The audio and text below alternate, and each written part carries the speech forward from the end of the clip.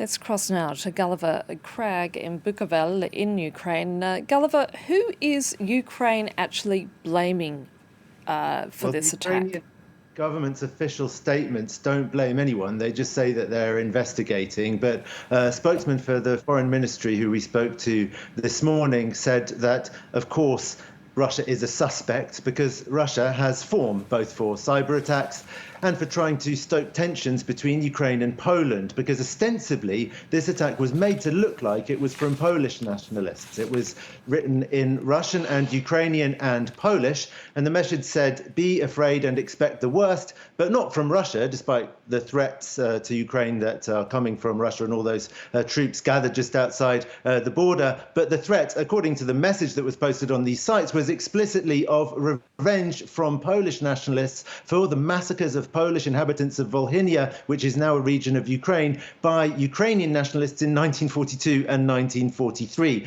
But the diplomat we spoke to said that this is exactly the kind of messaging that we've seen before in attacks that turned out to be from Russians. They tried to pin it on the Poles, but since the Ukrainian authorities for now haven't got any concrete proof to start pinning the blame on anyone officially, they're not making any statements in that direction. What they are saying is that they have already started gathering evidence, analysing log files to see what's going on, and that of the 70 odd sites that were affected, the education and foreign ministries, as you said, were the most important among them. There are also some regional sites. Most of them are already back up and running.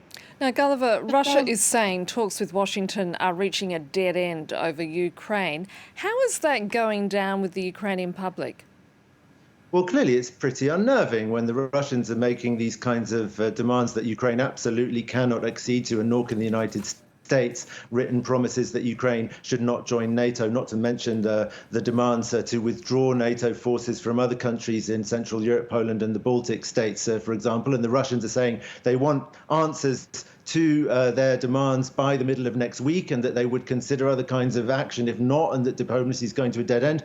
All this does put people rather on edge, though I think a lot of Ukrainians do find it quite hard to believe that Vladimir Putin would take such a huge risk of launching a really big military incursion into Ukraine, and hope that the United States will be as good as their word in terms of imposing very, very severe economic sanctions and consequences on Russia if they do take any steps in that direction. Also, of course, speculation rages here as to what exactly Russia might do. And one of the things that the Ukrainian authorities were thinking might be the kind of action Russia might take would be in the form of cyber attacks. So one analysis of what's happened today is that it is a kind of warning shot, a shot across the bowels, if you will, or perhaps a test run of the hackers' capabilities. Gulliver Cragg reporting there. Thank you.